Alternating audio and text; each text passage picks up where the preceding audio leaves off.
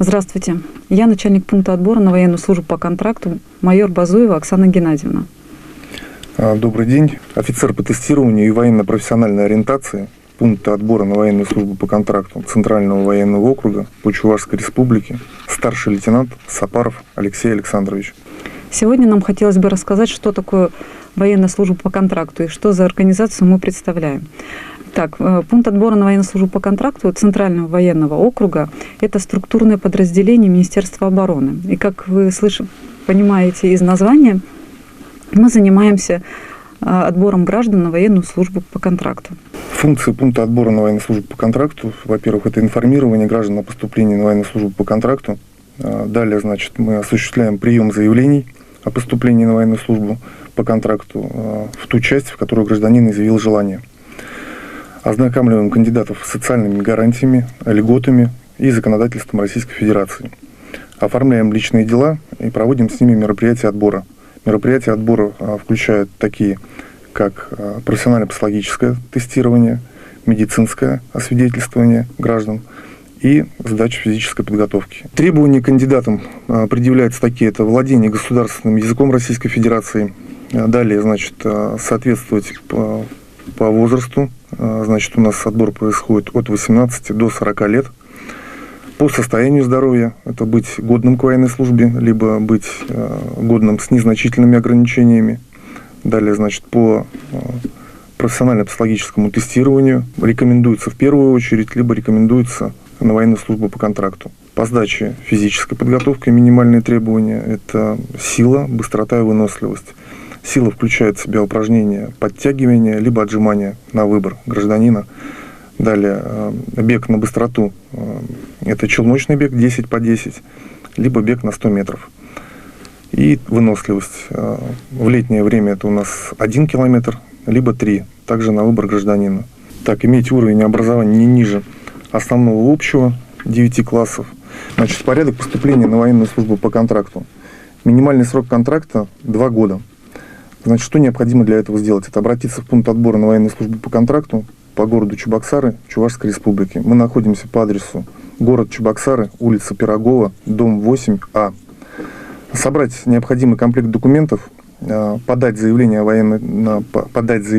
о поступлении на военную службу по контракту, выполнить тесты по профессионально-психологическому тестированию, пройти медицинскую комиссию, сдать нормативы по физической подготовке, получить предписание для убытия в воинскую часть и прибыть в установленный срок в воинскую часть для заключения первого либо нового контракта. Кто этим правом может у нас воспользоваться? Воспользоваться имеют право граждане, проходившие службу по призыву либо по контракту, и также граждане, которые не проходили службу, но имеют высшее либо среднее профессиональное образование.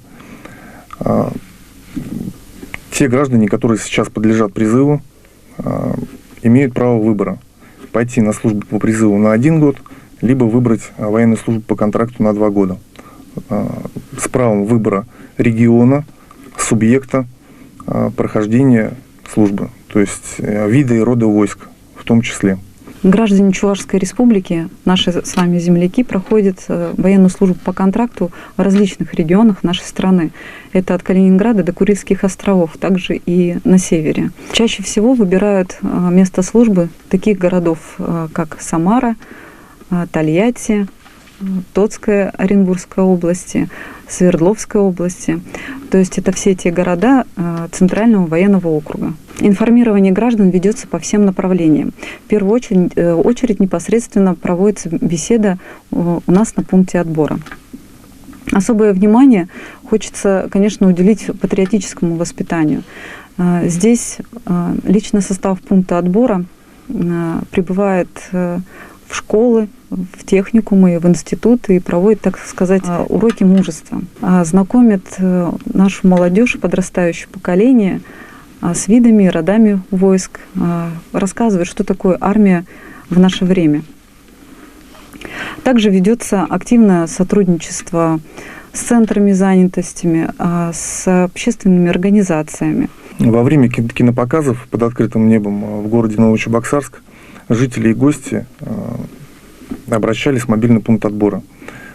с целью узнать, где можно проходить военную службу. Также были кандидаты, которые заинтересовались и написали заявление о поступлении на военную службу по контракту за пределы Российской Федерации, на военную базу в Республику Таджикистан. Сейчас они уже успешно заключили контракты и проходят военную службу. Плюс прохождение военной службы за пределами Российской Федерации, такие как 1 день из расчета 3 дня выслуги. То есть денежное довольствие у них составляет порядка 70 тысяч рублей. А сейчас мне бы хотелось еще рассказать про социальные гарантии, на которые может рассчитывать гражданин, который заключит контракт с Министерством обороны Российской Федерации. Значит, естественно, один из вопросов, которые задаются у нас на акциях либо на информировании, какое же денежное довольствие я буду получать.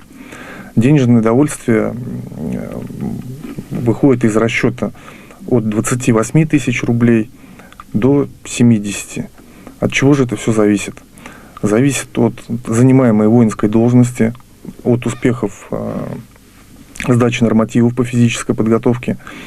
У нас идет надбавка за сдачу физической подготовки, высший уровень, и за мастера спорта, кандидат мастера спорта, либо какой-то спортивный разряд. Идет доплата до 100%. Денежное довольствие, еще раз я повторюсь, что может составлять от 28 тысяч рублей минимальное, до 70 тысяч рублей. Все зависит от гражданина, от его заслуг, так сказать, от его маленького рюкзачка, который он заработал здесь на гражданке, я назову так вот в кавычках это слово. Также получается, по прибытию в воинскую часть граждане получают подъемное пособие в размере 2 окладов от занимаемой воинской должности. Также есть социальная гарантия, это единовременное пособие при увольнении с военной службы. То есть, если контракт закончился, гражданин увольняется в запас, он получает 2 оклада также по занимаемой воинской должности.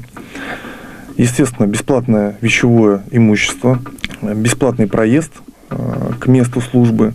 И также существует в отдаленных регионах, это как на севере, либо за Уралом, также остались военно-проездные билеты.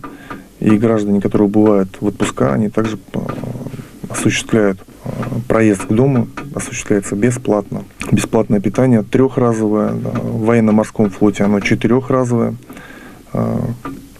Также хотелось бы сказать, что обязательное личное страхование как военнослужащего, так и членов его семьи.